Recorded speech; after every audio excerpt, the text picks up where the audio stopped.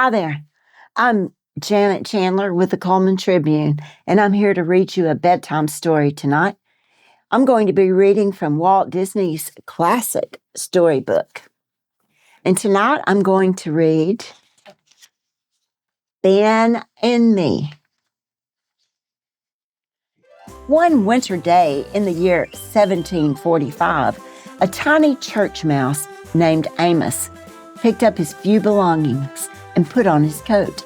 Then he said goodbye to his 25 brothers and sisters. His family was very poor, so he was leaving home to look for a job and a new place to live. He hoped he would be able to earn lots of money to give his family. The little mouse tramped through the cold Philadelphia streets all afternoon. Everywhere Amos turned, he found a new problem. He dodged falling icicles, mean cats, and people who chased him with brooms. By nightfall, Amos still hadn't found a job or anywhere to live. His last hope was a rundown old shop near the edge of town.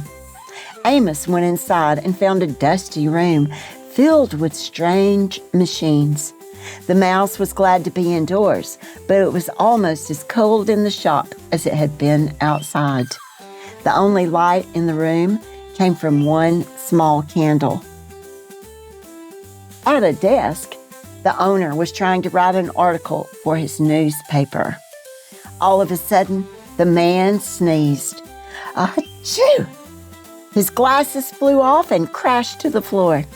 Each lens broke in half and popped out of the frame. "My last pair," the man cried. "Oh, what'll I do? Now I'll never get my paper out." Amos introduced himself and tried to cheer up the man. "Oh, but you can't give up," he said. "Nothing ventured, nothing gained, Mr. Franklin." "My name's Ben," the man said. "Plain Ben." Amos told Ben that he would help him finish the newspaper. Ben was delighted, especially when Amos said he would fix the broken glasses. Ben had cracked both his outdoor and reading glasses, so all Amos could do was make one pair out of the two. The little mouse had invented a new type of glasses, so Ben could see both far and near. Next, Amos suggested that they build a stove in the middle of the room so they could heat up the shop. The iron machine looked funny with its black pipe leading to the chimney, but it worked well. At last, Amos turned his attention to Ben's newspaper. "Ah, Poor Richard's Almanac," Amos said, reading the title. "Poor indeed." "Well, what do you suggest?" Ben asked. Amos thought of a snappy new name for the paper, the Pennsylvania Gazette.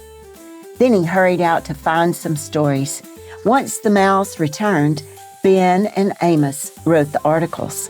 They printed hundreds of copies of the paper. By the next day, everyone in Philadelphia was reading the Pennsylvania Gazette. Ben became famous overnight. Years passed, and Amos and Ben continued to work together. Amos took care of the newspaper, which gave Ben time to try lots of different experiments. One day, Ben zapped Amos' tail with a jolt of electricity. Amos was so mad that he said he was going to leave. "Amos, can't you take a little joke?" Ben asked.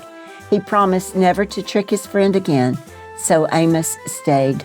Soon after, Ben made a kite. Then he offered Amos a ride on it.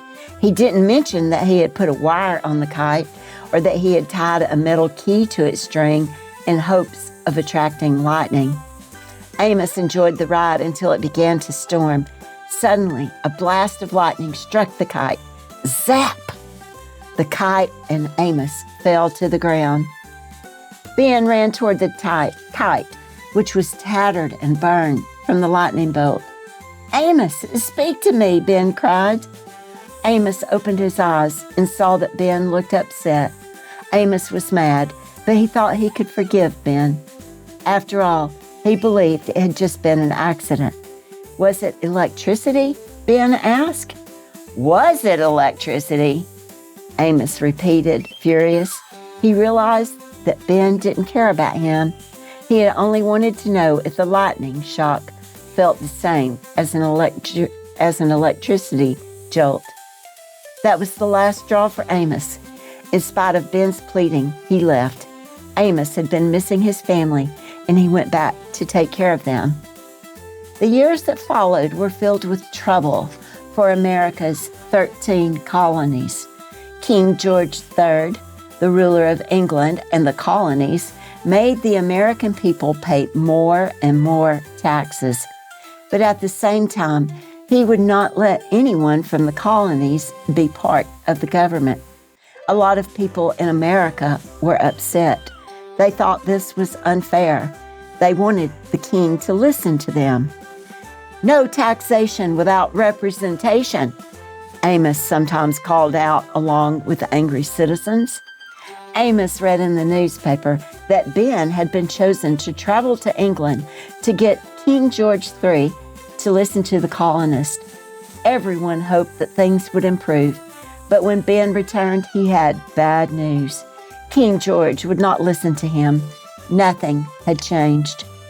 "What'll we do?" everyone asked. But Ben did not know what to say. Amos couldn't help feel sorry for Ben. One night in the summer of 1776, Amos woke up. Someone was calling his name. Who could it be at this hour? He wondered. Sleepily, Amos peered out of his hole in the wall and saw Ben Franklin kneeling in the hallway. The mouse was happy to see him, but he didn't want Ben to know that just yet. "Amos, come back to me. Would you please?" Ben asked. "Out of the question," Amos said. "Please, Amos, consider your country." Ben begged. "There are big decisions to be made. I need you, Amos." The mouse wanted to help, but he was still unsure. Finally, Amos said he would help if Ben agreed to sign a contract. Ben said he would, and so Amos spent the night writing. The next day, soon after Amos arrived at Ben's house, there was a knock at the door. It was Thomas Jefferson, a friend of Ben's and a fellow leader of the colonies. Jefferson was terribly upset. He had been writing about why the American colonies should have independence from England, but he was having trouble with the beginning. "It's no use. I'm stuck," Jefferson said.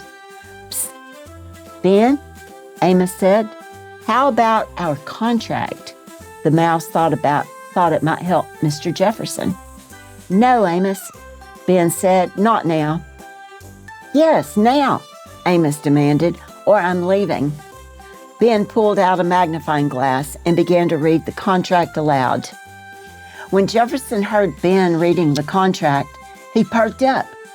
"Ben, that's it," Jefferson cried. He added what Amos had written to what he was writing, the Declaration of Independence. On July 4th, 1776, the Declaration of Independence was adopted by the American Congress. Of course, Amos could never get credit for it, but he was proud of the part he'd written. Ben agreed to Amos' contract and stuck to his word to never play tricks on him again. As the years passed, Amos continued taking care of his family, but he was quite happy to be helping Ben, too. The end. Good night. Sweet dreams.